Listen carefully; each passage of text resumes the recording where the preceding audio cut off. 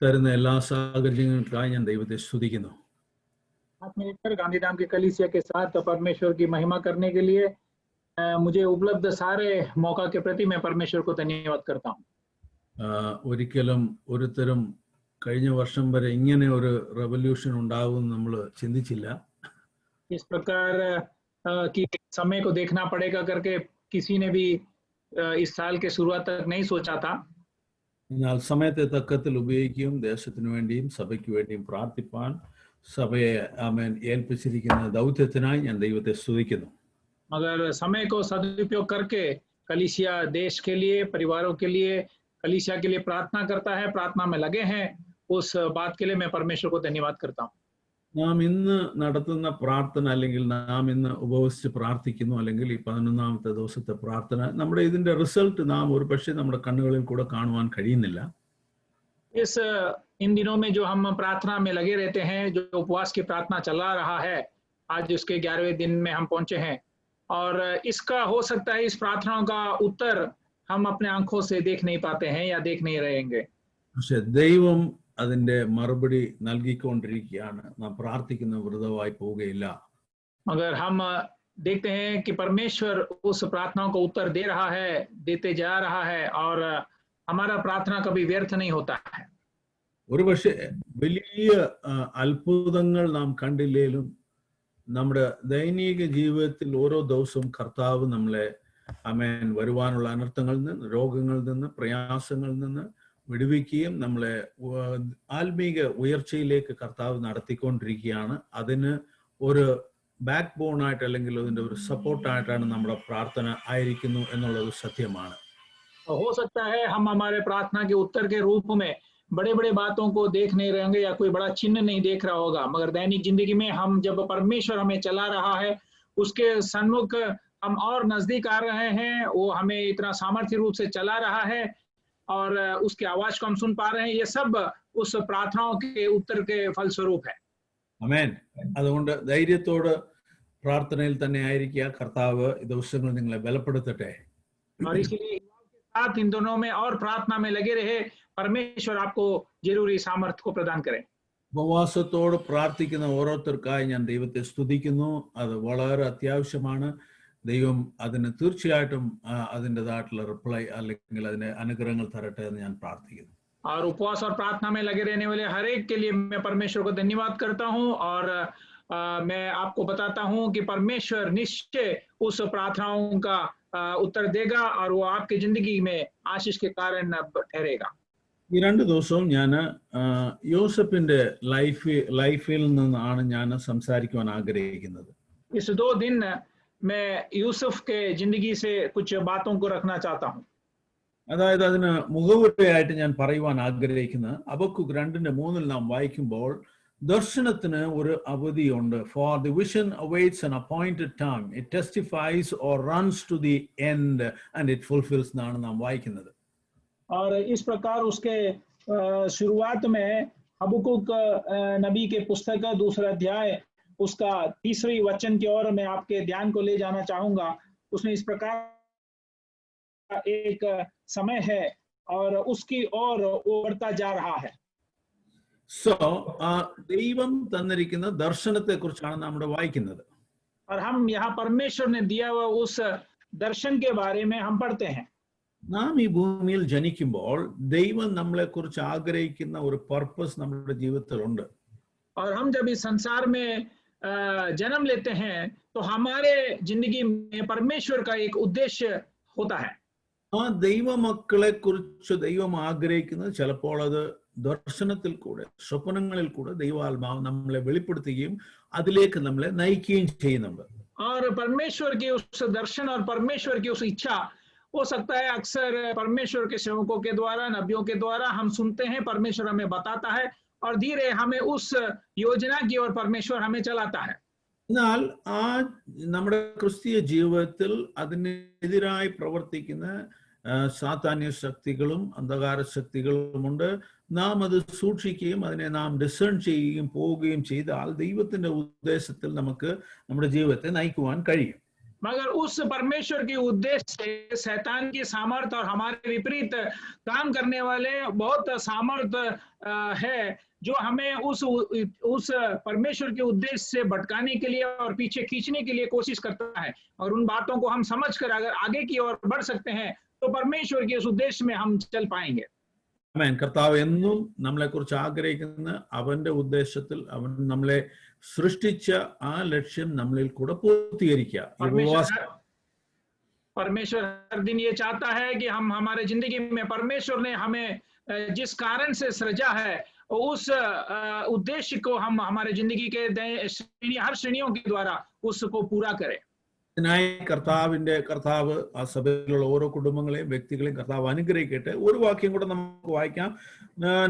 സംഖ്യാപുസ്തകം 12-ന്റെ 6-ാമത്തെ വായിക്കുമ്പോൾ हम गिनती के पुस्तक 6वें अध्याय number 6 why I can read numbers verse 6 number 12 chapter 12 verse 6 गिनती की पुस्तक 12वीं अध्याय उसकी 6वीं वचन इस प्रकार हम पढ़ते हैं। तब यहोवा ने कहा, मेरी बातें सुनो, यदि तुम में कोई नबी हो तो उस पर यहोवा दर्शन के द्वारा अपने आप को प्रकट करूंगा, वह स्वप्न में उससे बात करूंगा। അപ്പോൾ ദൈവം നമ്മുടെ സംസാരിക്കുന്നത് ദർശനത്തിൽ കൂടിയോ അല്ലെങ്കിൽ സ്വപ്നത്തിൽ കൂടിയാണ് സംസാരിക്കുന്നതെന്നാണ് എഴുതപ്പെട്ടിരിക്കുന്നത്. यहाँ इस प्रकार लिखा है कि परमेश्वर हमसे बात करता है दर्शन के द्वारा या इस प्रकार और स्वप्न के द्वारा। ഇതിനെക്കുറിച്ച് നാം ഇച്ചിരി ആഴമായിട്ട് നോക്കിയാൽ ക്രിസ്തു വരുന്നതിന് മുമ്പേ അല്ലെങ്കിൽ ക്രിസ്തു ഭൂമിയിൽ മനുഷ്യനായി ജനിക്കുന്നതിന് മുമ്പേ ദർശനത്തിൽ കൂടെ സ്വപ്നത്തിൽ കൂടെ സംസാരിക്കുന്നത് ഒരു കോമൺ വേ ആയിരുന്നു എന്നാണ് നാം വായിക്കുന്നത്. इस बात के बारे में हम और थोड़ा गहराई से समझे तो मसीह संसार में आने से पहले परमेश्वर इस प्रकार अपने दर्शनों को और अपने बातों को इस प्रकार दर्शन और स्वप्न से प्रकट करता था। എന്നാൽ അതിനെക്കുറിച്ച് വളരെ കെയർഫുൾ ആയിരിക്കണം. ഡിസേൺമെന്റ്, അതിനെ തിരിച്ചറിയുവാൻ ദൈവത്തിൽ നിന്നുള്ളതാണോ എന്നുള്ളതിനെ കുറിച്ച് നാം തിരിച്ചറിയുവാൻ വളരെ केयरफुल आയിരിക്കണം. और उस संदेश और वाणी जो है वो परमेश्वर की ओर से है या नहीं, कि उसे परखने की और जांचने की एक सामर्थ हमारे अंदर होना चाहिए। हम उसे बात पर ध्यान देना चाहिए। എന്തുകൊണ്ടെന്നാൽ ശത്രുവും ഒരു കള്ളത്തരം, he's A layer, so he can speak, he can imitate, ദൈവം സംസാരിക്കുന്നത് പോലെ ചില കാര്യങ്ങളെ സ്വപ്നങ്ങളായിട്ടും ദർശനങ്ങളായിട്ടും നൽകുവാൻ കഴിയും. എന്നാൽ നാം അതിനെ ഡിസേൺ ചെയ്ത് അറിയേണ്ട ദൈവത്തിന്റെ ഒരു കൃപയാണ്. क्योंकि दुश्मन जो है वो परमेश्वर के उसी संदेश को इस प्रकार परमेश्वर ओर से है इस प्रकार हमें लगे उस प्रकार वो नाटक कर सकता है, क्योंकि वो झूठा है और उसके अंदर से झूठ की बातें आती है। इस कारण उन बातों को, गलत बातों को भी हमें समझना और परखना जरूरी है। അപ്പോൾ ഈ ദർശനം അല്ലെങ്കിൽ സ്വപ്നത്തിൽ കൂടെ സംസാരിക്കുന്നതിന്റെ അർത്ഥം എന്തെന്ന് വെച്ചാൽ, God wants to manifest how he wishes to call us into a relationship with him. അവനോട് കൂടെയുള്ള റിലേഷൻഷിപ്പ് എങ്ങനെയാകണം എന്നുള്ള കാര്യങ്ങളെ ഉണർത്താനായിട്ട് അല്ലെങ്കിൽ റിമൈൻഡ് ചെയ്യാനായിട്ട് കർത്താവ് ഇങ്ങനെ സംസാരിക്കുന്നുണ്ട്. और परमेश्वर इस प्रकार दर्शन और स्वप्न से बात करने का कारण यह है वो हमारे साथ जो संबंध है उस संबंध को वापस हमें याद दिलाने के लिए, उस रिश्ता को हमें बताने के लिए, बीच बीच में याद दिलाने के लिए इस प्रकार वो हमसे व्यवहार करता है। അപ്പോൾ when we open our spiritual, നമ്മുടെ ആത്മീക കണ്ണുകളെ നാം തുറക്കുമ്പോൾ നാം എന്ത് ചെയ്യുന്നു? ദൈവം ആഗ്രഹിക്കുന്ന കാര്യങ്ങളെ മനസ്സിലാക്കുവാൻ കുറച്ചുകൂടെ എളുപ്പമായിരിക്കുന്നു. और जब हमारे आत्मिक नजरों को हम खोलते हैं तब परमेश्वर हमारे जिंदगी के बारे में चाहने वाले उस बातों को हम समझ सकते हैं और थोड़ा जल्दी आसान से हम समझ सकते हैं। അപ്പോൾ ദൈവത്തിന്റെ ഉദ്ദേശം നമ്മളിൽ നിവർത്തീകരിക്കാനായിട്ടാണ് ഇതെല്ലാം കർത്താവ് ചെയ്യുന്നത്. എന്നാൽ ഇത് വലിയ പ്രാധാന്യമൊന്നും ഞാൻ പറയുന്നില്ല. എന്നാൽ ദൈവത്തിന്റെ ഉദ്ദേശത്തെ റിമൈൻഡ് ചെയ്യുവാനായി കർത്താവ് ഉപയോഗിക്കുന്ന മാധ്യമങ്ങളാണ് ദർശനവും സ്വപ്നങ്ങളും. और परमेश्वर अपने उद्देश्यों को हमारे जिंदगी में याद दिलाने के लिए, उन बातों को वापस बताने के लिए उपयोग करने वाली माध्यम है दर्शन, जो स्वप्न से और दर्शन से वो बताता है। നമുക്കിനി ഉൽപ്പത്തി പുസ്തകം 37-ാമത്തെ അധ്യായത്തിലേക്ക് നമുക്ക് കടന്നു വരാം. हम अभी उत्पत्ति की किताब 37वीं अध्याय की ओर हम आएंगे। 5-ാമത്തെ വാക്യത്തിൽ ഇങ്ങനെയാണ് വായിക്കുന്നത്, യോസേഫ് ഒരു സ്വപ്നം കണ്ടു. और 5वीं वचन में हम इस प्रकार पढ़ते हैं, और यूसुफ ने एक स्वप्न देखा। ആ സ്വപ്നം കണ്ടപ്പോൾ അത് തന്റെ സഹോദരന്മാരോട് അവൻ പങ്കുവെച്ചു എന്ന് നാം വായിക്കുന്നു. और हम इस प्रकार पढ़ते हैं कि जब उस स्वप्न को उसने अपने भाइयों से वर्णन किया। അത് വായിച്ചിട്ട് 5-ാമത്തെയും 6-ാമത്തെ വാക്യം. और यूसुफ ने एक स्वप्न देखा और अपने भाइयों से उसका वर्णन किया, तब वे उससे और भी देश करने लगे, और उसने उनसे कहा, जो स्वप्न मैंने देखा है सो सुनो। അപ്പോൾ ഒരു സ്വപ്നം കാണുന്നു, ആ സ്വപ്നത്തെ തന്റെ സഹോദരന്മാരോട് പങ്കുവെക്കുന്നു. और एक स्वप्न वो देख रहा है और अपने भाइयों को उस स्वप्न के बारे में वर्णन कर रहा है। ആ സ്വപ്നം ആക്ച്വലി അതിനെ അഡ്വാൻറ്റേജ് എടുക്കുവാനായിട്ടല്ല, അവൻ കണ്ട സ്വപ്നത്തെ തന്റെ സഹോദരന്മാർ മനസ്സിലാക്കുവാനായിട്ട് അവൻ എന്ത് ചെയ്യുന്നു, അതിനെക്കുറിച്ച് അവൻ വിവരിച്ച് പറയുന്നു. और इस प्रकार वो सपने के बारे में बताकर कुछ फायदा उठाने के लिए नहीं, मगर उस बातों के बारे में समझने के लिए, अपने भाइयों को समझाने के लिए उनसे वो उन बातों के बारे में वर्णन कर रहा है। ഞാൻ ഓൾറെഡി പറഞ്ഞല്ലോ, ദൈവം തരുന്ന ദർശനങ്ങൾ, സ്വപ്നങ്ങൾ എന്തിനാണ്? ദൈവത്തോടുള്ള റിലേഷൻഷിപ്പ് ഇച്ചിരി സ്ട്രോങ്ങർ അല്ലെങ്കിൽ ഡീപ്പർ ആയിട്ട് എസ്റ്റാബ്ലിഷ് ചെയ്യുവാനും ദൈവത്തിന്റെ വഴികളിൽ നടക്കുവാനാണ് കർത്താവ് ദർശനങ്ങളും സ്വപ്നങ്ങളും തരുന്നത്. मैंने जिस प्रकार आपको पहले कहा कि परमेश्वर इस कारण स्वप्न और दर्शन देता है, ताकि हमारे साथ परमेश्वर के उस संबंध को वो वापस हमें याद दिलाता है और उसकी योजनाओं को हमें बताता है। അപ്പോൾ അവന്റെ ഇഷ്ടമനുസരിച്ച് നാം ഗ്രോത്ത് അല്ലെങ്കിൽ വളർച്ച നാം പ്രാപിക്കുന്നില്ലെങ്കിൽ ഈ സ്വപ്നം ദർശനങ്ങൾ കൊണ്ട് വലിയ പ്രയോജനമില്ല. अगर हम उस दर्शन और अगर उसके इच्छा के अनुसार, उद्देश्य के अनुसार अगर हम नहीं बढ़ पाते हैं और बढ़ोतरी नहीं पा रहे हैं, तो फिर इस सपना और दर्शन के द्वारा कोई फायदा नहीं होता है। 7-ാമത്തെ വാക്യത്തിൽ വായിക്കുമ്പോൾ, 7-ാമത്തെ വാക്യത്തിൽ വായിച്ചിട്ട്, और 7वें वचन में हम इस प्रकार पढ़ते हैं, हम लोग खेत में पुले बांध रहे हैं और क्या देखता हूं कि मेरा पुला उठकर सीधा खड़ा हो गया, तब तुम्हारे पुलों ने मेरे पुले को चारों तरफ से घेर लिया और उससे दंडवत किया। വളരെ അൺയൂഷ്വൽ ആയിട്ടുള്ള ഒരു സ്വപ്നമാണ്. തന്റെ കറ്റ എഴുന്നേറ്റ് നിൽക്കുകയും തന്റെ ചുറ്റിലും ബാക്കിയുള്ളവരുടെ കറ്റകൾ അവനെ നമസ്കരിക്കുന്നതായിട്ട് അല്ലെങ്കിൽ വണങ്ങുന്നതായിട്ടാണ് നാം കാണുന്നത്. और एक इस प्रकार की खास एक स्वप्न है जिसमें उसका जो पुले है, यूसुफ का पुला है, वो उठकर सीधा खड़ा हो गया और उन्होंने उसके पुले को चारों तरफ से घेर लिया और उससे दंडवत किया। ഇത് ആർക്കായാലും ഇഷ്ടപ്പെടത്തില്ല ഈ സ്വപ്നം. इस प्रकार की सपना किसी को भी पसंद नहीं आएगा। എന്തുകൊണ്ടെന്നാൽ വീട്ടിലെ ഏറ്റവും ഇളയ വ്യക്തി ഇങ്ങനെ ഒരു സ്വപ്നം കണ്ടാൽ മൂത്തവർക്ക് അത് അങ്ങനെ അത്ര ഇഷ്ടപ്പെടത്തില്ല. क्योंकि घर का सबसे छोटा व्यक्ति इस प्रकार का स्वप्न देखता है, तो घर के बुजुर्ग या बड़े लोगों को यह पसंद नहीं आएगा।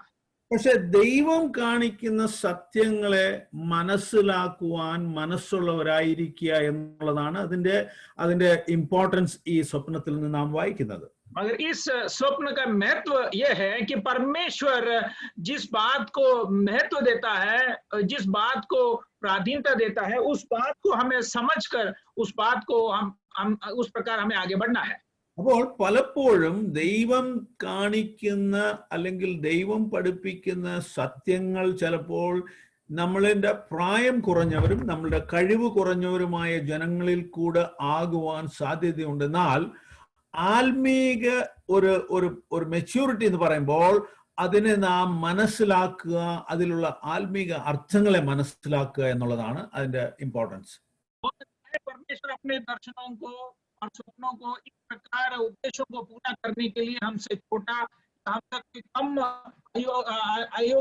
योग्यता वाले लोगों को चुन सकता है, मगर उस आत्मिक पक्वता जो है इस बात पर निर्भर है, उस बातों को समझे और परमेश्वर के उद्देश्य को उस बातों से हम समझते हैं।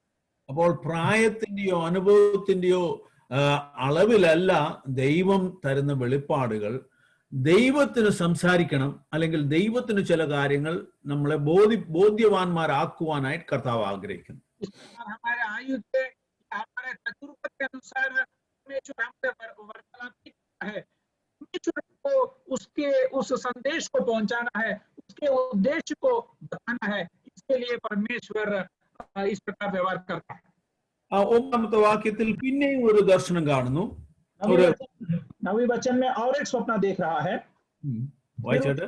फिर उसने एक और स्वप्न देखा और अपने भाइयों से उसका भी यूं वर्णन किया कि सुनो, मैंने एक और स्वप्न देखा है कि सूर्य और चंद्रमा और 11 तारे मुझे दंडवत कर रहे हैं। यह स्वप्न उसने अपने पिता और भाइयों से वर्णन किया। तब उसके पिता ने उसको दपट के कहा, यह कैसा स्वप्न है जो तूने देखा है? क्या सचमुच मैं और तेरी माता और तेरे भाई सब जाकर तेरे आगे भूमि पर गिर के दंडवत करेंगे?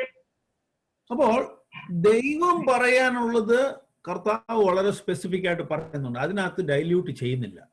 परमेश्वर की जो संदेश है वो बड़ी स्पष्ट रीति से वो बता रहा है, उसमें कोई मिलावट नहीं कर रहा है. അതിന്റെ പ്രാധാന്യം ഇതാണ്, കർത്താവ് ഒരു വ്യക്തിയെ കുറിച്ച് ആഗ്രഹിക്കുന്ന ആ ഉദ്ദേശം അവനിൽ കൂടെ നിവൃത്തിയാക്കുക. उसका महत्व ये है, प्राधीनता ये है कि परमेश्वर एक व्यक्ति के बारे में जो उद्देश्य रखता है, तो इच्छा रखता है, उस व्यक्ति के द्वारा उसके उद्देश्य को पूरा करना है. നമുക്ക് എല്ലാം അംഗീകരിക്കാൻ കഴിയത്തില്ല. എന്നാൽ ദൈവത്തിന്റെ ഉദ്ദേശം നാം മനസ്സിലാക്കുമ്പോൾ, അല്ലെങ്കിൽ ദൈവം ആഗ്രഹിക്കുന്ന കമ്മ്യൂണിക്കേറ്റ് ചെയ്യുന്ന ട്രൂത്ത് നാം മനസ്സിലാക്കി കഴിയുമ്പോൾ നമുക്ക് മുന്നോട്ട് പോകുവാൻ കഴിയും.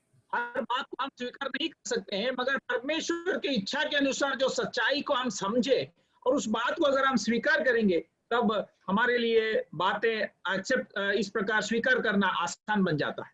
സഭകളിൽ അല്ലെ നമ്മുടെ സമൂഹങ്ങളിലുള്ള പ്രശ്നങ്ങൾ ഇതാണ്, അവൻ എങ്ങനെ ഇത് അല്ലെങ്കിൽ അവൻ എങ്ങനെ ഇത് പറയാൻ പറ്റും, അല്ലെങ്കിൽ അവന്റെ കഴിവ് എന്താണ്? ഇത് നമ്മുടെ ഒരു മനുഷ്യന്റെ കഴിവല്ല, കർത്താവിന്റെ ആലോചന ഒരു വ്യക്തിയിൽ കൂടെ അവന്റെ ജീവിതത്തിൽ കർത്താവ് ഉപയോഗിക്കേണ്ട മെത്തേഡ് കർത്താവ് കമ്മ്യൂണിക്കേറ്റ് ചെയ്യുക എന്നുള്ളതാണ് അതിന്റെ സത്യം. और आजकल हमारे कलीसिया में यही तकलीफ है कि हम औरों को देखकर इस प्रकार वो क्यों इस योग्य से वो इस बातों को कहता है, वो क्यों इस प्रकार वहां खड़ा है, इस प्रकार हम इस प्रकार औरों को तुलना करते हैं, मगर इसमें कोई बात नहीं है. परमेश्वर को एक व्यक्ति को उपयोग करना है, तो उस व्यक्ति के बारे में परमेश्वर के योजनाओं को परमेश्वर उस व्यक्ति तक पहुंचाने के लिए अनेक प्रकार के माध्यम को उपयोग करता है. ആമേൻ. 4 വാക്കുകളാണ് അവിടെ ഉപയോഗിക്കപ്പെട്ടത്. നമ്പർ 1 ഹേറ്റ്രഡ്, ഒരു വെറുപ്പുണ്ടാകുന്നതായിട്ട് നാം വായിക്കുന്നത്. 4 बातों का हम वहां देखते हैं. सबसे पहले विरोध होने की या इस प्रकार बैर की एक अवस्था वहां खड़ी होती है. നമ്മളിൽ ദൈവം കമ്മ്യൂണിക്കേറ്റ് ചെയ്യുന്ന സത്യങ്ങൾ നാം അത് ഗ്രഹിക്കുമ്പോൾ അല്ലെങ്കിൽ പറയുമ്പോൾ ഹേറ്റ്രഡ് അല്ലെങ്കിൽ വെറുപ്പുണ്ടാകുവാനുള്ള സാധ്യതകളുണ്ട്. हमारे अंदर की बातों को जब परमेश्वर प्रकट करता है, उस सच्चे बातों को जब हम सुनते हैं, तब हो सकता है हमारे अंदर घृणा की अवस्था पैदा हो सकता है. രണ്ടാമത്തെ വാക്ക് ഉപയോഗിച്ചിരിക്കുന്നത് are you going to reign us, എന്നെ എന്തോ ഭരിക്കാൻ വന്നേക്കുവാണോ എന്നുള്ളതാണ്. और दूसरा इस प्रकार शब्द वहां उपयोग किया गया है कि क्या तुम हम पर राज करने आ रहा है. അപ്പോൾ ഇത് നമ്മളോടുള്ള വ്യക്തിപരമായിട്ടുള്ള വിരോധമല്ല, പക്ഷെ ദൈവം നമ്മളിൽ തന്നിരിക്കുന്ന ആ മർമ്മങ്ങൾ അല്ലെങ്കിൽ ആ ദർശനത്തിന്റെ അല്ലെങ്കിൽ സ്വപ്നത്തിന്റെ പേരിലാണ് ഇങ്ങനെ ഉണ്ടാകുന്നത്. और ये इस प्रकार हमारे अंदर इस प्रकार घृणा की अवस्था आने की जरूरत नहीं है, क्योंकि परमेश्वर ने हमारे अंदर दिया हुआ उस भेद की बातों को समझने के वजह से इस प्रकार की बातें होती है. മൂന്നാമത്തെ വാക്ക് ഉപയോഗിച്ചത് ഡൊമീനിയൻ എന്നുള്ള, ഡു യു, അത് 8ാമത്തെ വാക്യത്തിൽ, or shall you have indeed dominion over us, ഞങ്ങളുടെ മേളിൽ ഭരണം നടത്താൻ നീ എന്താ ഒരുങ്ങുകയാണോ എന്നുള്ള ശബ്ദമാണ് ഉപയോഗപ്പെടുത്തിയിരിക്കുന്നത്. और तीसरी शब्द इस प्रकार 8वें वचन में हम देखते हैं कि क्या तुम हम पर प्रभुता करेगा. 4ാമത്തെ വാക്ക് ഉപയോഗിച്ചിരിക്കുന്ന എൻവി എന്നുള്ളത് അല്ലെങ്കിൽ അസൂയ എന്നുള്ള ശബ്ദമാണ് ഉപയോഗിച്ചിരിക്കുന്നത് ഇവിടെ. इस प्रकार चौथी जो शब्द उपयोग किया है, डाह करके उस शब्द को उपयोग किया गया है. ഇതെല്ലാം ഇതിന്റെ കാരണം എന്താണ്? और इन सब का कारण क्या है? ദൈവത്തിന്റെ ഉദ്ദേശം ഒരു മനുഷ്യനിൽ കൂടെ നടക്കുമ്പോൾ ഉണ്ടാകുന്ന മാനുഷികമായിട്ടുള്ള റിയാക്ഷൻസ് ആണ്. परमेश्वर की इच्छा जब एक व्यक्ति के द्वारा पूरा होता है, तब होने वाली मानसिक रीति में जो बातें हैं, उस बातों को हम देखते हैं. എന്നാൽ 11ാമത്തെ വാക്യത്തിലാണ് എൻവി എന്നുള്ള ശബ്ദം ഉപയോഗിച്ചിരിക്കുന്നത്. 11वें वचन में हम उस डाह का शब्द को उपयोग करते हुए देखते हैं। അവന്റെ ഫാദറിന്റെ കാര്യം വന്നപ്പോൾ അതിനകത്ത് വേറെ വ്യത്യാസമായി എഴുതി, father kept the matter in mind. ആ പിതാവ് തന്റെ മനസ്സിൽ അത് സംഹരിച്ചു വെച്ചു എന്നാണ് നാം വായിക്കുന്നത്. और 11वें वचन में हम देखते हैं कि जब पिता आता है वहां, तब इस प्रकार लिखा है, उसके पिता ने उसके उस वचन को स्मरण रखा, याद रखा। അപ്പോൾ ദൈവം നമ്മളോട് സംസാരിക്കുമ്പോൾ, ദൈവത്തിന്റെ അഭിഷേകം നമ്മളിൽ പകരുമ്പോൾ, അല്ലെ ദൈവത്തിന്റെ ഉദ്ദേശത്തിനായി നാം ചില കാര്യങ്ങൾ ചെയ്യുമ്പോൾ മനുഷ്യരുടെ റിയാക്ഷൻസ് ഇങ്ങനെയൊക്കെ ഉണ്ടാകും. എന്നാൽ ആത്മീക കണ്ണുകൾ ഉള്ളവർ അല്ലെങ്കിൽ പക്വതയുള്ളവർ എന്ത് ചെയ്യും? ഹൃദയത്തിൽ അത് സംഹരിച്ചു വെച്ചിരിക്കും. इस प्रकार जैसे जब परमेश्वर हमसे वार्तालाप करता है, जब इस प्रकार व्यवहार करता है, हो सकता है मानसिक तौर से हम इस प्रकार के प्रतिक्रियाओं को देख सकते हैं, मगर परमेश्वर के दर्शन प्राप्त किए हुए लोग, परमेश्वर के उस भक्त और भक्तता में रहने वाले लोग इस प्रकार उन बातों को इस प्रकार, जिस प्रकार उसके पिता ने प्रतिक्रिया दिखाया, उसी प्रकार प्रतिक्रियाएं करता है. അപ്പൊ സഭയിലും അങ്ങനെയുള്ള ഒരു പക്വതയിലേക്ക് നാം ജനങ്ങൾ കടന്നു വരണം. और इसलिए कलीसिया में भी इस प्रकार की एक पक्वता की ओर प्रजा आना है. അങ്ങനെ അല്ലെങ്കിൽ എപ്പോഴും ഈ ഫ്ലഷ്ലി റിയാക്ഷൻസ് ഇങ്ങനെ ഉണ്ടായിരിക്കും. അസൂയ ഉണ്ടാകും, വെറുപ്പുണ്ടാകും, അവനെന്നെ ഭരിക്കാൻ വരുന്നു, അല്ലെങ്കിൽ ഇങ്ങനെയുള്ള കാര്യങ്ങൾ സഭകളിൽ ഉണ്ടാകും. അത് ദൈവം ഇഷ്ടപ്പെടുന്ന ഒരു കാര്യമല്ല. अगर ऐसे नहीं रहते हैं तो शारीरिक आदतें इस प्रकार प्रकट होती रहेगी, इस प्रकार घृणा, डाह और इस प्रकार की आदतें सब प्रकट होती रहेगी. वो मैं उसको पसंद नहीं करता हूँ, ये इस प्रकार ये भाई इस प्रकार व्यवहार नहीं करना चाहिए, इस प्रकार की अलग अलग राय कलीसिया में पैदा होगी. ഓക്കെ, ഒന്ന് രണ്ട് കാര്യങ്ങൾ കൂടെ അതിനോട് ചേർന്ന് നമുക്ക്, ഈ യോസേഫ് സ്വപ്നം പറഞ്ഞു, തന്റെ സഹോദരന്മാരടുത്തും തന്റെ പിതാവിന്റെ അടുത്തും പറഞ്ഞു. എന്നാൽ അവൻ അതോടുകൂടി ആ സ്വപ്നത്തിന്റെ എന്താ ഇമ്പോർട്ടൻസ് വിട്ടു. എന്നാൽ നാം അവൻ്റെതായിട്ടുള്ള ആറ്റിറ്റ്യൂഡ്സ്, യോസഫിന്റെ ആറ്റിറ്റ്യൂഡിനെ കുറിച്ച് നമുക്ക് വായിക്കാം 13ാമത്തെ വാക്യത്തിൽ. और इस प्रकार हम देखते हैं कि यूसुफ ने अपने भाइयों से इस सपने को बता दिया और उसके बाद उस सपने के महत्व को वो छोड़ देता है. और आगे उसके रवैये के बारे में हम 13वें वचन में हम पढ़ सकते हैं. तब इस्राएल ने यूसुफ से कहा, तेरे भाई तो शेकेम ही भी भेड़ बकरी चरा रहे होंगे, सो जा, मैं तुझे उनके पास भेजता हूं. उसने उससे कहा, जो आज्ञा में हाजिर हूं. അപ്പോൾ യോസഫ് പറഞ്ഞു, ആ കാര്യം വിട്ടു. എന്നാൽ അപ്പൻ ഇപ്പോൾ യോസഫിന്റെ അടുത്ത് ചോദിക്കുകയാണ്, നിന്റെ സഹോദരന്മാർ ഇന്ന സ്ഥലത്ത് പോയിരിക്കുന്നല്ലോ, അവരെ നീ പോയി അവരുടെ ക്ഷേമം അന്വേഷിച്ചു വരാൻ കഴിയുമോ എന്ന് ചോദിച്ചപ്പോൾ യോസഫിന്റെ മനസ്സിന്റെ അവസ്ഥയാണ് ഇവിടെ കാണുന്നത് നാം. और यूसुफ ने भाइयों को उस सपने के बारे में बताया, उसके बाद उस बात को छोड़ दिया. अभी देखिए, जब यूसुफ का पिताजी अपने बेटा यूसुफ से कहता है कि अपने भाइयों के बारे में जाकर वो कैसे है, उनके परिस्थिति के बारे में जांच पड़ताल करके वापस आने के लिए कहता है, तो यूसुफ क्या जवाब देता है उसके बारे में हमने यहाँ पढ़कर सुना है.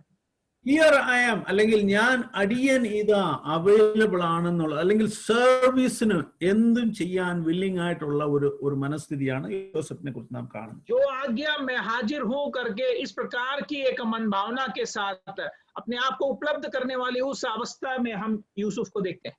നമ്മുടെ മനസ്സ് എങ്ങനെയാണ്? हमारे मन किस प्रकार है? ദൈവം പറയുന്ന ഏത് കാര്യം, അല്ലെങ്കിൽ കർത്താവ് ആഗ്രഹിക്കുന്ന കാര്യങ്ങൾ നമുക്ക് ചെയ്യുവാൻ മനസ്സുണ്ടോ? क्या परमेश्वर हमसे आज्ञा जो करता है उसके बातों को मानने के लिए हमारे अंदर मन है?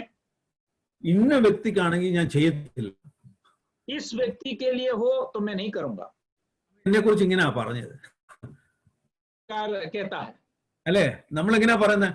അവൻ ഇങ്ങനെ പെരുമാറിയത്, അതുകൊണ്ട് ഞാൻ അവന് വേണ്ടി ചെയ്തില്ല, വേറെ ആരെങ്കിലും ആണെങ്കിൽ ഞാൻ അത് ചെയ്തേനെന്ന് പറയും. आप इस प्रकार कहते होंगे कि अगर उस व्यक्ति के लिए होता तो है तो मैं नहीं करूंगा, क्योंकि उसने इस प्रकार मुझसे व्यवहार किया था. अगर और कोई व्यक्ति के लिए होता तो मैं कर लिया होता. അത് ദൈവത്തിൽ നിന്നുള്ളതല്ല. वो परमेश्वर की ओर से नहीं है. നാം വില്ലിംഗ് ആയിരിക്കണം ദൈവം പറയുന്ന അല്ലെങ്കിൽ ദൈവം ആഗ്രഹിക്കുന്ന കാര്യങ്ങൾ നമ്മുടെ ജീവിതത്തിൽ ചെയ്യുവാനായി. हम इच्छुक होना चाहिए परमेश्वर हमारे जिंदगी में बताने वाले हर बातों को मानने के लिए और उसकी आज्ञाओं का पालन करने के लिए। അതാണ് ഒരു ക്രിസ്ത്യൻ മെച്യൂരിറ്റി അല്ലെങ്കിൽ ഒരു ഹ്യൂമിലിറ്റിയുടെ ഒരു കാരണം നാം അവിടെ കാണുന്നത്. मसीह वकुता को इन बातों को दर्शाता है, या मसीह उस एक नम्रता की अवस्था को हम बातों के द्वारा देख सकते हैं। പലപ്പോഴും നമുക്ക് കിട്ടുന്ന കൃപാവരങ്ങൾ അത് ചിലപ്പോൾ പ്രവചനമായിരിക്കാം, അല്ലെങ്കിൽ അത് സ്വപ്നത്തിൽ കൂടെ ആയിരിക്കാം, ദർശനങ്ങളിൽ കൂടെ ദൈവം പല കാര്യങ്ങളെ നമുക്ക് വെളിപ്പെടുത്തുന്നുണ്ടായിരിക്കും. അതുകൊണ്ട് നാം ഒരു പ്രൈഡിലേക്ക് കടന്നു വരാതെ നാം സർവീസ് ചെയ്യാനുള്ള മനോഭാവമുള്ളവരായിരിക്കണം എന്നാണ് കർത്താവ് ആഗ്രഹിക്കുന്നത്. और परमेश्वर अपने योजनाओं को हमें नबूवत के द्वारा या इस प्रकार दर्शनों के द्वारा हमें प्रकट करेगा, मगर उन वरदानों को जब हम पाते हैं तो हमारे जिंदगी में घमंड के कारण नहीं, मगर परमेश्वर की आभास आकर एक सेवा की मनभावना के साथ, एक परिपक्वता के अनुसार हमें आगे बढ़ना है। ചിലർ സഭയിൽ നല്ലപോലെ ഉപയോഗിച്ച് പ്രാർത്ഥിക്കും, അവർ പ്രാർത്ഥിക്കുന്ന വിഷയങ്ങൾക്ക് അപ്പോഴപ്പോൾ മറുപടി പ്രാപിക്കും, അല്ലെങ്കിൽ വേറെ ആർക്കെങ്കിലും വേണ്ടി പ്രാർത്ഥിക്കുമ്പോൾ സൗഖ്യമുണ്ടാകും. അതൊക്കെ ദൈവത്തിന്, it's God's way of dealing in fulfilling the purpose for that particular person. और हो सकता है कुछ लोग कलीसिया में प्रार्थना करते होंगे, उपवास करते होंगे, और उनके प्रार्थनाओं के द्वारा हो सकता है कुछ लोगों के जिंदगी में छुटकारा प्राप्त करते हैं। ये सब परमेश्वर की और उन व्यक्तियों के द्वारा के लिए व्यवहार करने के अलग अलग माध्यम है। ദൈവം തന്റെ ഉദ്ദേശത്തെ ഓരോ വ്യക്തികളിൽ കൂടെ നിവൃത്തീകരിച്ചുകൊണ്ടിരിക്കുകയാണ് ഈ ഭൂമിയിൽ നാം ജീവിക്കുമ്പോൾ. हम इस संसार में जीते समय परमेश्वर हर एक व्यक्ति के अंदर उसके योजनाओं को पूरा कर रहा है। അപ്പോൾ അങ്ങനെ ചെയ്യുമ്പോൾ നാം അവിടെ പോയി പ്രൈഡ് വെച്ചുകൊണ്ടിരിക്കേണ്ട ആവശ്യമില്ല. അത് ദൈവത്തിന്റെ ഉദ്ദേശം നടക്കുമ്പോൾ തന്നെ നാം മറ്റുള്ളവർക്ക് സേവ ചെയ്യുവാനും അല്ലെങ്കിൽ ഹ്യൂമിലിറ്റിയിൽ നാം കാര്യങ്ങൾ ചെയ്യുവാനും നാം വില്ലിംഗ് ആയിരിക്കണം. उस प्रकार जब करते हैं हमें इस प्रकार घमंड की या इस गर्व की भावना को रखने की कोई जरूरत नहीं है, कि परमेश्वर उन व्यक्तियों के अंदर परमेश्वर के उद्देश्य को पूरा कर रहा है. ശത്രു എങ്ങനെയാണ് ഇതിന്റെ മധ്യ പ്രവർത്തിക്കുന്നത് എന്നുള്ളതാണ് ആ അടുത്ത വാക്യങ്ങൾ ഞാൻ വായിക്കുവാൻ ആഗ്രഹിക്കുന്നത്. 18ാമത്തെ വാക്യത്തിൽ വായിക്കുമ്പോൾ അവനെ കൊല്ലാനായിട്ട് ശത്രു അല്ലെങ്കിൽ തന്റെ സഹോദരന്മാരെ അതിനുവേണ്ടി ഉപയോഗിക്കുന്നു. और इसके बीच में शैतान किस प्रकार व्यवहार करता है करके मैं अगला बताना चाहूंगा। 18वें वचन में हम पढ़ते हैं, और जो ही उन्होंने उसे दूर से आते देखा तो उसे निकट आने के पहले ही उसे मार डालने की युक्ति की. അപ്പോൾ ദൈവം ഒരു മനുഷ്യനിൽ കൂടെ ഉദ്ദേശിക്കുവാൻ ആഗ്രഹിക്കുന്ന കാര്യങ്ങളെ നശിപ്പിപ്പാൻ ശത്രു അത് ആരെ വേണേലും ഉപയോഗിക്കും. और जब परमेश्वर एक व्यक्ति के अंदर उसकी योजनाओं को पूरा करने के लिए शुरू करता है, तब शैतान उस व्यक्ति को नाश करने के लिए कोई भी व्यक्ति को उपयोग कर सकता है. അത് സഹോദരന്മാരിൽ കൂടെ ആയിരിക്കാം, അല്ലെങ്കിൽ ചിലപ്പോൾ വ്യക്തികളിൽ കൂടെ ആയിരിക്കാം, ആരിൽ കൂടെ ആയാലും നമ്മളെ നശിപ്പിക്കുക. എന്തിനാ? ദൈവത്തിന്റെ ഉദ്ദേശം നമ്മളിൽ നടക്കാതിരിക്കാനായിട്ട്. हमारे घर वालों के द्वारा या हमारे भाइयों के द्वारा किसी को भी शैतान उपयोग कर सकता है. क्यों उपयोग कर सकता है? क्योंकि परमेश्वर की उस इच्छा को हमारे जिंदगी में पूरा नहीं होना चाहिए. അത് നാം സൂക്ഷിക്കണം, നാം അതിന് മുഖാന്തരമാകരുത്. और इस बातों को हमें बहुत ध्यान रखना है, क्योंकि हम उसका कारण नहीं बनना चाहिए. ആമേൻ. അപ്പോൾ കൊല്ലുവാൻ ആദ്യമായിട്ട് ശ്രമിച്ചു. 20ാമത്തെ വാക്യത്തിൽ നമ്മൾ ഇങ്ങനെയാണ് വായിക്കുന്നത്, അവനെ കുഴിയിലിടാനായിട്ട് ചിന്തിക്കുന്നു. और इस प्रकार पहले उन्होंने उसे मार डालने की युक्ति की. 20वें वचन में हम देखते हैं कि उसे गड्ढे में डालने के लिए उन्होंने विचार किया. അപ്പോൾ ഇതെല്ലാം എങ്ങനെയും നമ്മളെ നശിപ്പിക്കുമ്പോൾ ദൈവത്തിന്റെ ഉദ്ദേശം നമ്മളിൽ കൂടെ നടക്കുകയില്ല. और इस प्रकार जब हमें नाश करने की कोशिश करता है तो परमेश्वर की उद्देश्य हमारे अंदर से पूरा नहीं होता है. ആമേൻ. നഷ്ടം ആർക്കാ? नष्ट किसको है? नुकसान किसको है? ദൈവത്തിന്റെ രാജ്യത്തിന് നമ്മളിൽ കൂടെ ദൈവം ആഗ്രഹിക്കുന്ന ഉദ്ദേശം ഭൂമിയിൽ നടക്കാതെ പോകുന്നു. परमेश्वर के राज्य के लिए, क्योंकि परमेश्वर की इच्छा हमारे द्वारा जो चाहता है उस उद्देश्य इस संसार में पूरा नहीं हो रहा है. അപ്പോൾ നാം വളരെ സൂക്ഷിക്കണം അതിനെക്കുറിച്ച്. इसलिए इन बातों को हमें बहुत ध्यान देना चाहिए. അത് 20ാമത്തെ വാക്യത്തിൽ എഴുതിയിരിക്കുന്നു, we shall see what will become of his dream. അവന്റെ ജീവിതത്തിൽ ദൈവം തന്നിരിക്കുന്ന സ്വപ്നം എങ്ങനെ നടക്കുമെന്ന് നമുക്ക് നോക്കാം എന്നാ പറയുന്നത്. 20वें वचन में इस प्रकार हम पढ़ते हैं, फिर हम देखेंगे कि उसके स्वप्नों के क्या फल होगा। മനസ്സിലായോ? ദൈവം തന്നിരിക്കുന്ന സ്വപ്നം അല്ലെങ്കിൽ ദൈവം തന്നിരിക്കുന്ന ദർശനം അല്ലെങ്കിൽ ദൈവം തന്നിരിക്കുന്ന ഉദ്ദേശത്തെ നശിപ്പിക്കാനാണ് ശത്രു പലപ്പോഴും പലരെയും ഉപയോഗിക്കുന്നത്. आप समझ गए होंगे कि परमेश्वर के उस उद्देश्यों को, परमेश्वर ने दिए हुए उस स्वप्नों को अक्सर नुकसान करने के लिए, उसे इस प्रकार नाश करने के लिए शैतान अनेक लोगों को उपयोग करता है। ആമേൻ, ഹല്ലേലൂയ. അപ്പോൾ കഴിഞ്ഞില്ലെങ്കിൽ അല്ലെങ്കിൽ നശിപ്പിക്കാൻ കഴിഞ്ഞില്ലെങ്കിൽ അറ്റ്ലീസ്റ്റ് അടുത്ത സ്ട്രാറ്റജിയാണ് 27ാമത്തെ വാക്യത്തിൽ വായിക്കുന്നത്, അവനെ ഇസ്മയിലേറ്റ്സിന് വിൽക്കുക അല്ലെങ്കിൽ മീദിയാനർക്ക് വിൽക്കുക എന്നുള്ളത്. और अगर वे मार नहीं पाए या फिर उसको अगर इस प्रकार नुकसान नहीं कर पाया तो अगला रणनीति ये है कि उसे उस मिस्र के इस्माइलियों को बेच डाले। അപ്പോൾ ശത്രു നശിപ്പിക്കാനും കൊല്ലുവാനും നമ്മളെ ഇല്ലാതെയാക്കുവാനും ദൈവത്തിന്റെ ഉദ്ദേശം നമ്മളിൽ നടക്കാതിരിക്കാനായിട്ടുള്ള പദ്ധതികൾ ഇങ്ങനെ ഒന്നിന്റെ പുറകെ ഇങ്ങനെ ആലോചിച്ചുകൊണ്ടിരിക്കുകയാണ്. और इस प्रकार देखिए, परमेश्वर की योजनाएं हमारे जिंदगी में पूरा नहीं होने के लिए शैतान इस प्रकार हमें नाश करने के लिए एक के पीछे इस प्रकार युक्तियों को तैयार कर रहा है। കൊല്ലാൻ പറ്റിയില്ലെങ്കിൽ ഇവനെ നാട് കടത്തുക, ഇവിടുന്ന് എന്തുവേലും കാരണം പറഞ്ഞ് അവനെ ഇവിടുന്ന് സ്ഥലം മാറ്റിക്കുക, ഇവൻ ഇവിടുന്ന് പോയി കഴിഞ്ഞാൽ അത് നടക്കില്ല എന്നുള്ള ചിന്തയാണ് ശത്രുവിന്റെ പദ്ധതിയിലുള്ളത്. और अगर मार नहीं डाल सकता है तो उसे कैसे भी इस गांव से तड़ी पार कर दे, इस प्रकार कैसे भी उस योजना को पूरा नहीं होना देना है। इस प्रकार की विचार और उद्देश्य दुश्मन का है। വിറ്റ് കഴിഞ്ഞ കാര്യം കഴിഞ്ഞെന്ന് ആണ് അവർ വിചാരിക്കുന്നത്. എന്നാൽ ദൈവം അതിന്റെ പുറകിൽ എത്തിക്കേണ്ട സ്ഥാനങ്ങളിൽ എത്തിക്കുവാൻ കർത്താവിന് കഴിവുണ്ട്. ഹല്ലേലൂയ.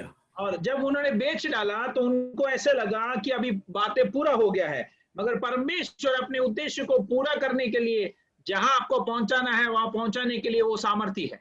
എന്ന് നാം ആ ഉദ്ദേശത്തിൽ നടക്കുവാൻ നാം ആഗ്രഹിച്ചതിനു വേണ്ടി നാം കാര്യങ്ങൾ ചെയ്യുമ്പോൾ കർത്താവ് മേളിൽ നിന്ന് തന്റെ കാര്യങ്ങളെ നിവർത്തിയാക്കിക്കൊണ്ട് ആ പദ്ധതിയിലേക്ക് നയിച്ചുകൊണ്ടിരിക്കുകയാണ്. और जब हम उस उद्देश्य को हमारी जिंदगी में पूरा होने के लिए हम अपने आप को समर्पण करते हैं, हम तैयारी करते हैं, तब परमेश्वर उस योजनाओं को पूरा करने के लिए हमें सहायता करता है।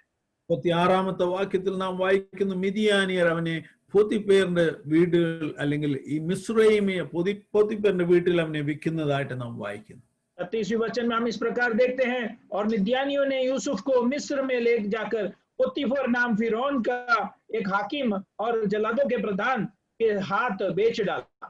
അപ്പോൾ ചിലർ ഇതിനകത്തൂടെ ലാഭം എടുക്കുന്നുണ്ട്. इसका अर्थ इसके बीच से कुछ लोग फायदा उठाते हैं, പക്ഷെ അത് വലിയ വിഷയമല്ല. എന്തുകൊണ്ടെന്നാൽ ultimately God's purpose about a person is being fulfilled because God is directing from above whatever happens in our lives. क्योंकि वो सब ज्यादा महत्व नहीं रखता है, क्योंकि या परवाह नहीं रखता है, क्योंकि आखिरी में परमेश्वर अपनी योजनाओं को इस व्यक्ति के अंदर पूरा करने के लिए परमेश्वर नियुक्ति देकर उसे आगे चला रहा है। നമ്മൾ ചിലപ്പോൾ ഈ ഇടയ്ക്കുള്ള ഈ കച്ചവടമൊക്കെ കാണുമ്പോൾ അവൻ കാശുണ്ടാക്കുവാണല്ലോ ഇതിനകത്തൂടെ, അല്ലെങ്കിൽ ഇവന് അഡ്വാൻറ്റേജ് ആണല്ലോ, നമ്മൾ അതിനെക്കുറിച്ച് വിഷമിച്ചുകൊണ്ടിരിക്കുക. പക്ഷേ അത് ദൈവസന്നിധിയിൽ അതിന് ഒന്നും വലിയ വില പോകുന്നില്ല. കാര്യം കർത്താവ് അതിനെ ഓവർടേക്ക് ചെയ്ത് എത്തിക്കേണ്ട സ്ഥാനങ്ങളിലേക്ക് ഉദ്ദേശത്തെ അല്ലെങ്കിൽ ദൈവത്തിന്റെ പ്ലാൻ നയിക്കുവാനായിട്ട് കർത്താവ് ഓരോരുത്തരും ഉപയോഗിച്ചുകൊണ്ടിരിക്കുകയാണ്. हो सकता है हम इस प्रकार के बीच के व्यवहारों को देखकर या इस प्रकार के व्यापार को देखकर हम कहते होंगे कि वो तो कमा रहा है, ये भाई इसके अंदर से कमा रहा है, मगर ये सब परमेश्वर की नजरों के सामने अहमियत नहीं रखती है, क्योंकि परमेश्वर अपने योजनाओं को उस व्यक्ति के अंदर पूरा करने के लिए वो इस प्रकार अपने दिशा में से इसे चलाते जा रहा है। സുവിശേഷം അങ്ങനെയല്ലയോ? സുവിശേഷത്തിൽ കൂടെ എത്ര പേരാണ് അഡ്വാൻറ്റേജ് എടുക്കുന്നത്, എത്ര പേരാണ് അതിനകത്ത് മണി ഉണ്ടാക്കുന്നത്, എത്ര പേരാണ് അതിനകത്ത് പൊസിഷൻ ഉണ്ടാക്കുന്നത്. എന്നാൽ നമ്മളത് കാണുമ്പോൾ വളരെ പ്രയാസപ്പെടുന്നു. അയ്യോ, ഇതിങ്ങനെയൊക്കെയാണല്ലോ സംഭവിക്കുന്നത്. പക്ഷേ don't worry about that, because ഇതിന്റെ എല്ലാം മേളിൽ ദൈവം എന്ത് ചെയ്യുവാണ്? കാര്യങ്ങളെ നിയന്ത്രിച്ചുകൊണ്ട് കർത്താവ് എത്തിക്കേണ്ട സ്ഥാനങ്ങളിൽ എത്തിച്ചുകൊണ്ടിരിക്കുകയാണ്. ആമേൻ.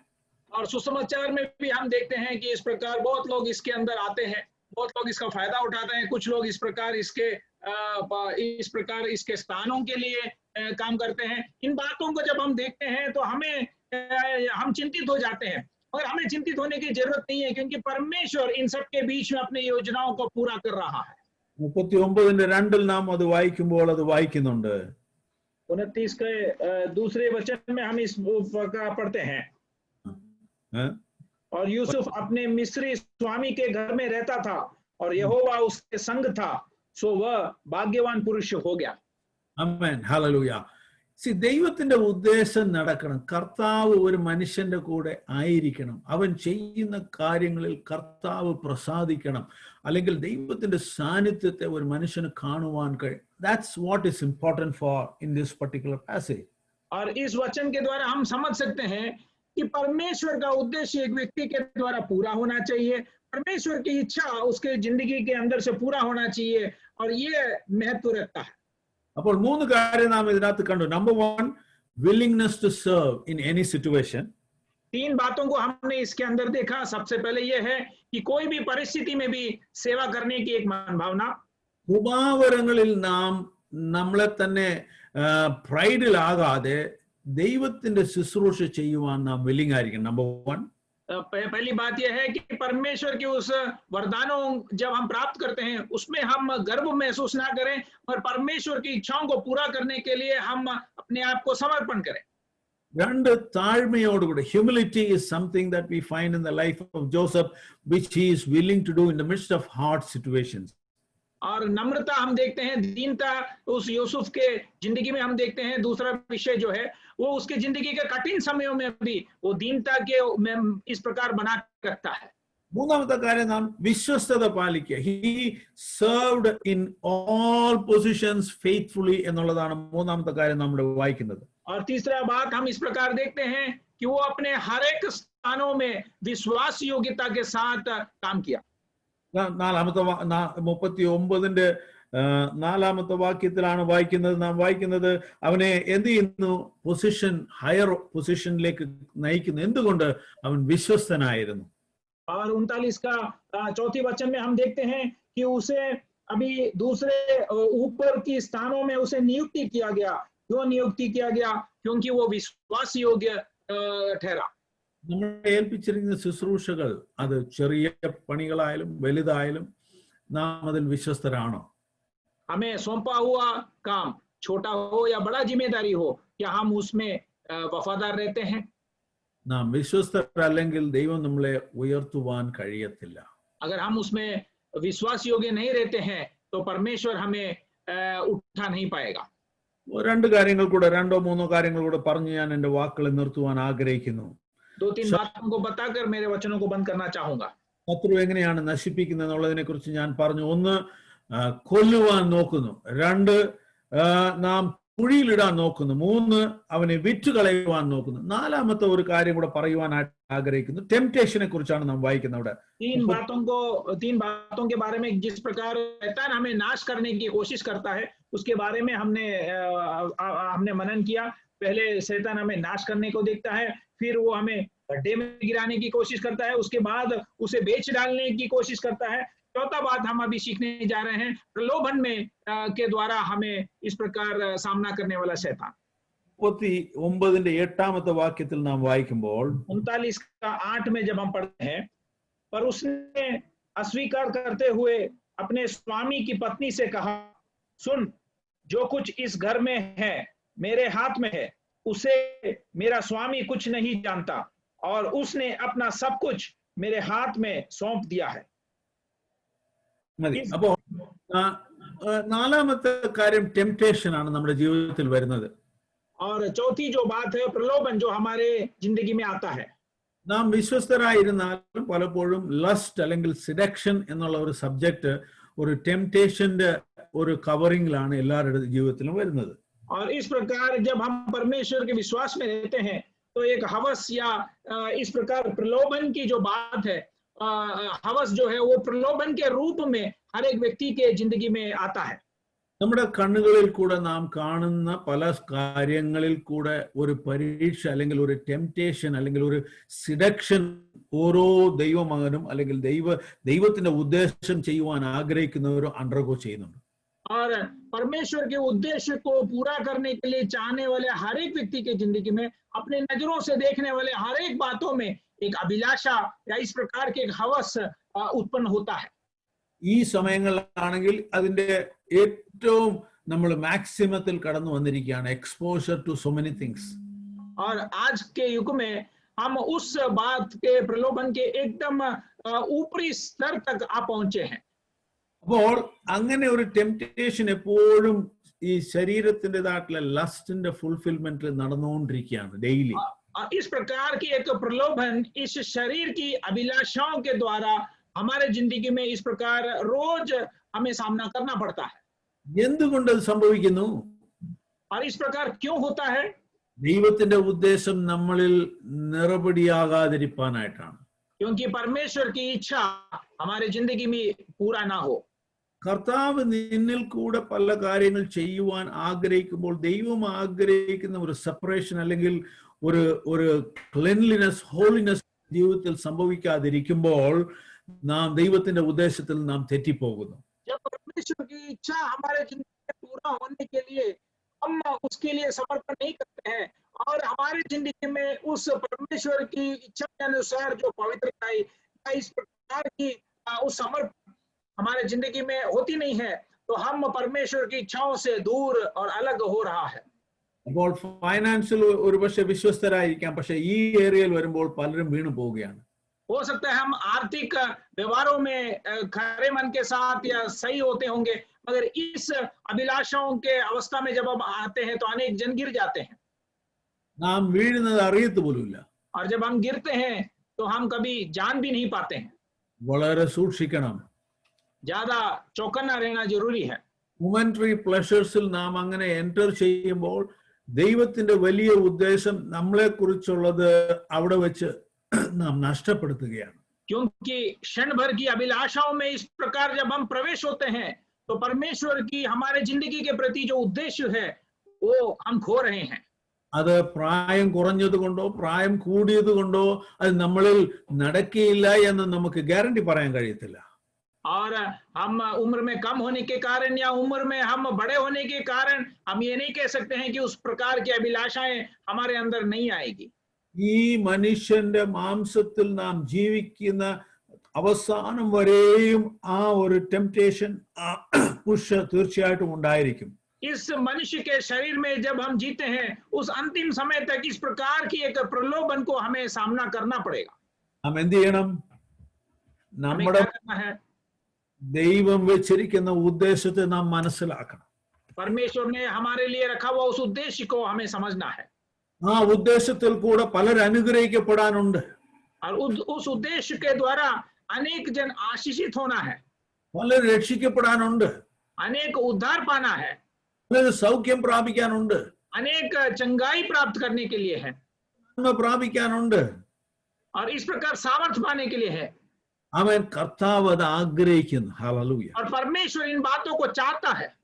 അതിനെ നാം നഷ്ടപ്പെടുത്തുവാൻ ശത്രു കൊണ്ടുവരുന്ന ഒരു പദ്ധതിയാണ് ഈ ജഡത്തിലുള്ള അല്ലെങ്കിൽ നമ്മുടെ ടെംപ്റ്റേഷൻസ് അല്ലെങ്കിൽ the lust of the things that is happening in our life. उस उद्देश्य को नष्ट करने के लिए शत्रु लाने वाले अनेक युक्तियों में से एक है इस प्रकार शरीर की अभिलाषाएं। പല ദൈവദാസന്മാരും പല ഭക്തന്മാരും ഈ ഒരു ഏരിയയിൽ വീണു കഴിഞ്ഞു. इस जगह पर अनेक परमेश्वर के सेवक लोग और भक्त लोग गिर चुके हैं। അപ്പോൾ നാം സൂക്ഷിക്കേണ്ട വേറൊരു ഇഷ്യൂ ആണ്. और इस विषय पर हमें बहुत चौकन्ना रहना है, बहुत ध्यान देना है। ഫൈനലി ഒരു കാര്യം കൂടെ പറഞ്ഞ് ഞാൻ നിർത്തുകയാണ്. आखिरी एक बात बताकर मैं बंद करना चाहूंगा। 39:20 നാം കാണുമ്പോൾ അവനെ കുറിച്ച് അപവാദം പറയുന്നു. और 39:20 में हम देखते हैं कि उसके बारे में इस प्रकार गलत बातें कहता है।